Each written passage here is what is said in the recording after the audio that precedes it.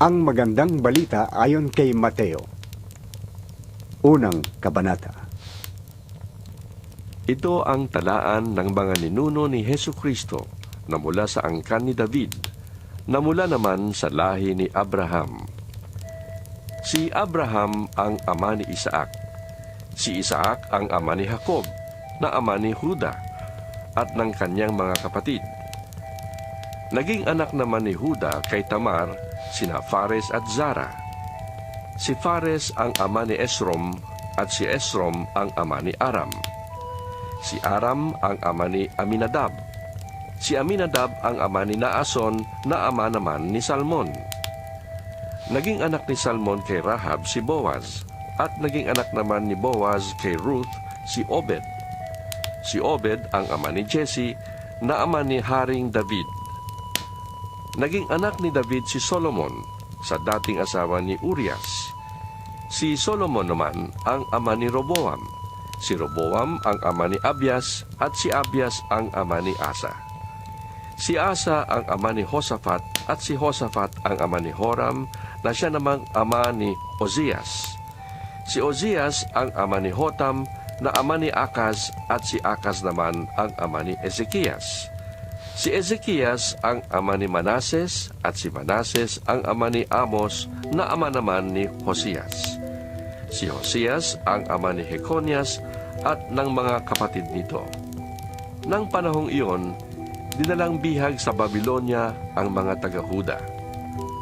Pagkatapos na sila'y daling bihag sa Babylonia, naging anak ni Jeconias si Salatiel, na ama ni Zorobabel.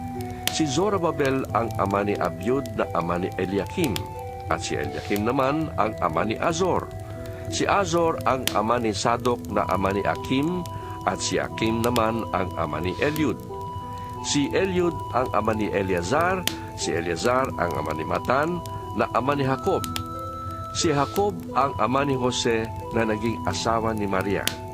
Si Maria naman ang ina ni Jesus, na tinatawag na Kristo.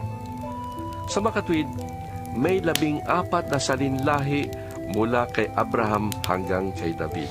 14 mula kay David hanggang sa pagkabihag ng mga taga-Huda sa Babylonia, at 14 din mula sa pagkabihag nila sa Babylonia hanggang kay Kristo. Ganito ang kapanganakan ni Hesukristo. Si Maria na kanyang ina at si Jose ay nakatakda ng pakasal. Ngunit bago sila nakasal, si Maria ay nagdadalang tao na. Ito'y nangyari sa pamamagitan ng Espiritu Santo. Palibhasa ay taong matuwid si Jose na kanyang mapapangasawa, at dahil ayaw niyang malagay sa kahihiyan si Maria, binalak niyang hiwalayan ito ng palihim. Subalit, habang pinag-iisipan ito ni Jose, nagpakita sa kanya sa panaginip ang isang anghel ng Panginoon.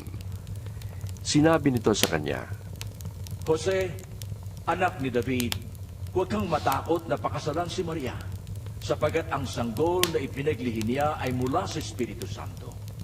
Magsisilang siya ng isang lalaki. Jesus ang ipapangalan mo sa kanya, sapagkat ililigtas niya ang kanyang bayan sa kanilang mga kasalanan.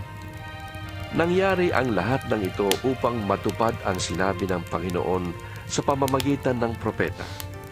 Maglilihi ang isang birhen at magsisilang ng isang lalaki at tatawagin itong Emmanuel, na ang kahulugan ay kasama natin ang Diyos. Pagkagising ni Jose, sinunod niya ang utos ng anghel ng Panginoon at pinakasalan nga niya si Maria. Ngunit hindi sinipingan ni Jose si Maria hanggang nagsilang siya ng isang anak na lalaki.